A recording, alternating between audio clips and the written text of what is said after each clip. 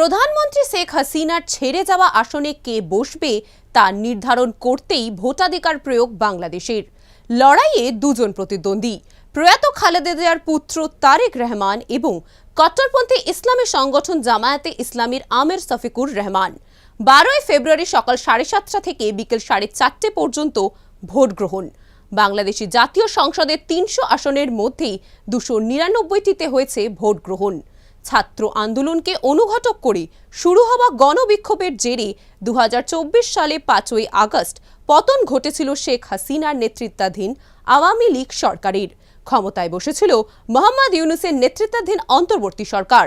তবে এবার দীর্ঘ টালবাহানার পর অবশেষে হয়েছে বাংলাদেশের ত্রয়োদশ জাতীয় সংসদ নির্বাচন।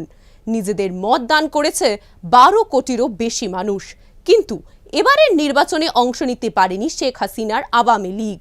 ফলে এই নির্বাচনে প্রধান লড়াই দ্বিমুখী, বিএনপি বনাম জামায়াত। তবে ভোট চলাকালীন বিভিন্ন স্থানে হামলা ও অনিয়মের অভিযোগ তুলেছে জামায়াতে ইসলামী সংগঠন। অন্যদিকে খুলনায় একটি ভোট কেন্দ্রের বাইরে জামায়াতে ইসলামী কর্মীদের সঙ্গে সংঘর্ষে মহিবুজ্জামান কোচি নামে এক বিএনপি নেতার মৃত্যু হয়েছে।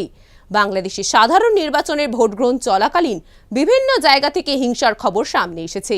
জানা গেছে সারা দেশের 140টি কেন্দ্রে অনিয়ম, 43টি কেন্দ্রে সংঘর্ষের ঘটনা ঘটেছে। ভোট কেন্দ্রের বাইরে বোমা বিস্ফোরণের ঘটনাও ঘটেছে বলে জানা গেছে। একাধিক হিংসা এবং অনিয়মের ঘটনার মাঝেই বিএনপি প্রধান তারেক রহমান জানান, সুষ্ঠু নির্বাচন না হলে ফলাফল মানবে না বিএনপি।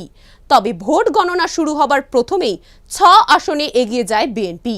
শুরু থেকে জোর টক্কর চলছিল, কিন্তু যত গণনা এগোচ্ছিল বাংলাদেশের পাল্লা ঝুঁকছিল তারেক রহমানের দিকেই। 77,000 ভোটে বগুড়া 6 আসনে বিপুল জয়লাভ করে খালেদা পুত্র তারেক রহমান। এখনো পর্যন্ত এগিয়ে রয়েছে বিএনপি, ম্যাজিক ফিগার 151টি। বাংলাদেশ ত্রয়োদশ নির্বাচনে সরকারিভাবে জয়ী হয়েছে বিএনপি। বাংলাদেশে সরকার গড়তে চলেছে বিএনপি। এই প্রসঙ্গে ইতিমধ্যেই বিএনপি প্রধান তারেক রহমানকে শুভেচ্ছা জানিয়েছেন ভারতের প্রধানমন্ত্রী নরেন্দ্র মোদী।